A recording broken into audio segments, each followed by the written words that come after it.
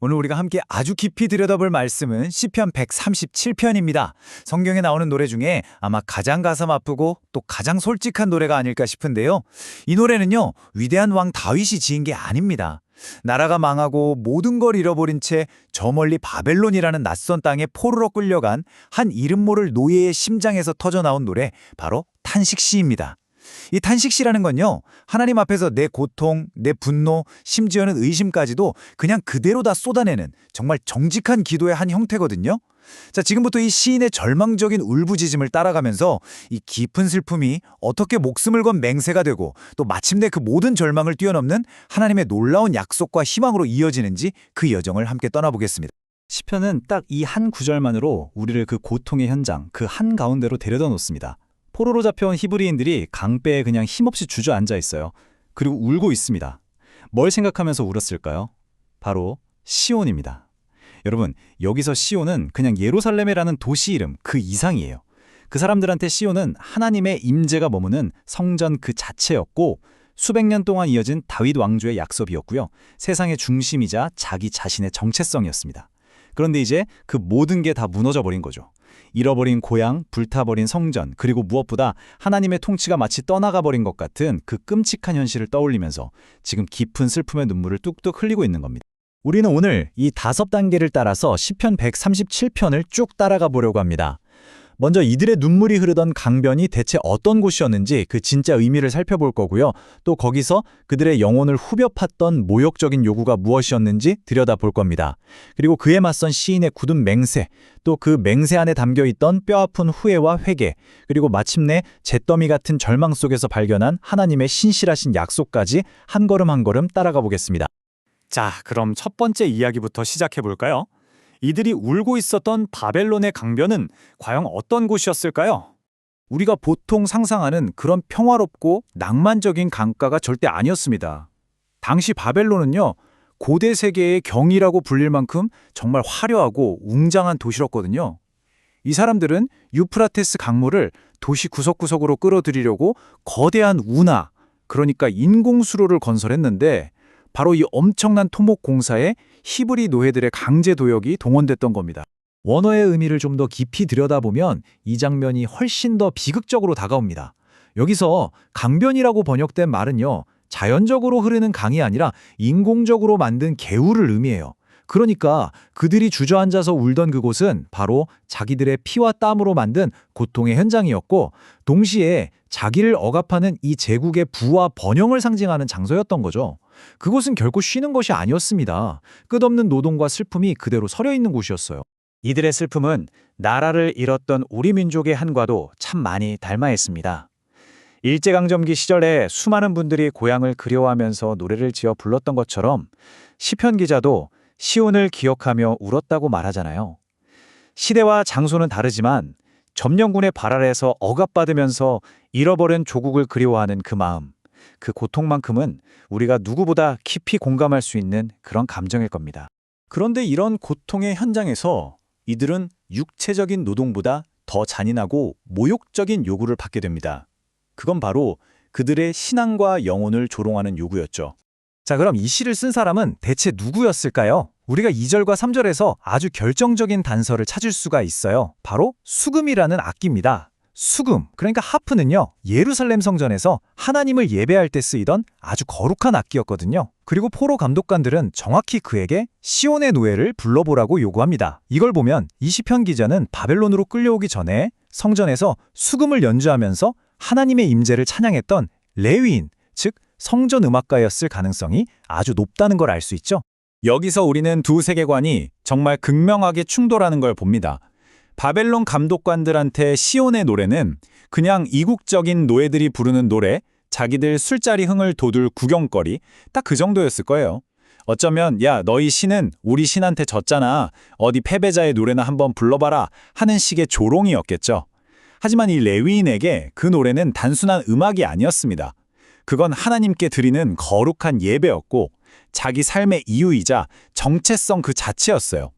이 신성한 예배를 한낮 술자리의 여흥거리로 만들라는 정말 감당하기 힘든 모욕적인 요구였던 겁니다. 이 모욕에 대한 시인의 대답은 말이 아니라 행동으로 먼저 나옵니다. 버드나무에 우리의 수금을 걸었나니. 여러분, 여기서 걸다라고 번역된 히브리어 단어 탈라는요, 사람을 교수형에 처할 때 쓰는 매달다라는 단어와 정확히 같은 단어입니다. 이건 정말 엄청난 의미를 담고 있는 거예요. 그는 그냥 연주를 거부한 게 아닙니다. 차라리 이 수금처럼 나를 이 나무에 매달아 죽여라. 그래도 나는 거룩한 하나님의 노래를 너희들 유흥거리로 만들 순 없다고 자기 목숨을 걸고 저항을 선포하고 있는 겁니다. 이 목숨을 건 저항은 곧바로 절대 잊지 않겠다는 강력하고도 처절한 맹세로 이어집니다. 그는 수사적인 질문을 던지죠. 우리가 이방 땅에서 어찌 여호와의 노래를 부를 수 있겠는가? 이건 정말 몰라서 묻는 게 아니에요. 절대로 그럴 수 없다는 강력한 선언입니다. 거룩한 노래는 거룩하신 하나님을 위해 거룩한 백성이 부르는 것이지 우상으로 가득 찬 이방 땅에서 하나님을 조롱하는 자들을 위해 불릴 수는 없다는 신앙의 순결을 지키려는 고백인 거죠. 그리고 그의 맹세는 점점 더 구체적이고 개인적인 것이 됩니다. 내가 만약 예루살렘, 너를 잊는다면 수금을 연주하던 내 오른손이 그 재주를 잊어버렸으면 좋겠다. 여러분, 음악가에게 연주하는 손은 생명과도 같잖아요. 자기의 가장 소중한 재능, 자기 정체성 자체를 담보로 걸고 예루살렘을 잊지 않겠다고, 하나님을 향한 신앙을 버리지 않겠다고 스스로에게 저주를 퍼부으면서 맹세하고 있는 겁니다. 맹세는 이제 절정으로 치닫습니다. 내가 너를 내 가장 큰 기쁨보다 더 귀하게 여기지 않는다면 노래하던 내 혀가 입천장에 딱 붙어버렸으면 좋겠다. 포로 생활에 무슨 대단한 기쁨이 있었겠어요? 하지만 그 어떤 작은 기쁨이라도 예루살렘을 기억하는 것보다 앞세운다면 노래하는 사람으로서의 생명을 포기하겠다는 정말 처절한 다짐입니다. 이것은 자기 삶의 최우선 순위를 다시 바로 세우는 선언인 거죠. 그런데 여기서 정말 중요한 전환이 일어납니다. 이 맹세가요, 단순히 미래를 향한 저항의 외침이 아니라 과거를 돌아보는 깊은 후회와 회개에서부터 나왔다는 겁니다. 그는 무언가를 뒤늦게 그리고 정말 뼈저리게 깨달은 사람처럼 다짐하고 있는 거예요. 그가 그렇게 그리워하며 울었던 건 그냥 아름다운 도시 예루살렘이 아니었습니다. 그는 시온, 즉 하나님의 통치, 하나님의 다스림이 있었던 바로 그 상태를 기억하며 울었던 겁니다. 지금 건물을 그리워하는 게 아니에요. 하나님의 통치 아래 살면서도 그 통치를 소중하게 여기지 않았던 과거, 하나님의 임재 속에서 살면서도 그걸 너무나 당연하게 여겼던 지난날을 기억하면서 회개의 눈물을 흘리고 있는 겁니다. 왜 회개의 눈물일까요? 왜냐하면 이 모든 비극은 이미 수없이 예고됐던 일이기 때문입니다. 예레미야 선지자는 바벨론 포로가 되기 바로 직전에 이스라엘의 영적 타락을 정말 신랄하게 경고했거든요. 듣기 좋은 말만 하는 거짓 선지자들, 권력에 취한 제사장들, 그리고 아무 분별력 없이 그걸 그저 좋다고 따르던 백성들, 어쩌면 성전음악가였던 이 시편 기자 역시 바로 그 무지했던 백성 중 한 사람이었을지도 모릅니다. 예레미야의 경고는 훨씬 더 구체적입니다. 그는 성전에만 오면 무조건 구원받는다는 식의 종교적인 미신을 믿지 말라고 외쳤습니다. 평일에는 세상에서 온갖 죄를 저지르면서 주일에 성전에 와서는 우리가 구원을 얻었나이다 라고 뻔뻔하게 말하는 그 종교적 위선을 정확하게 지적한 거죠. 이 레위인은 이제야 깨닫는 겁니다. 아, 그때 그 말씀이 바로 우리를 향한 거였구나. 우리가 바로 그 경고를 무시했기 때문에 지금 이 꼴이 되었구나. 포로가 되어서야 비로소 그 경고의 의미를 뼈저리게 깨닫고 있는 거예요. 이 레위인의 후회는 오늘을 사는 우리에게도 똑같은 질문을 던집니다. 혹시 우리도 세상의 가치관을 따라 살다가 주일에만 경건한 모습으로 하나님 앞에 나아가면서 스스로를 속이고 있지는 않습니까?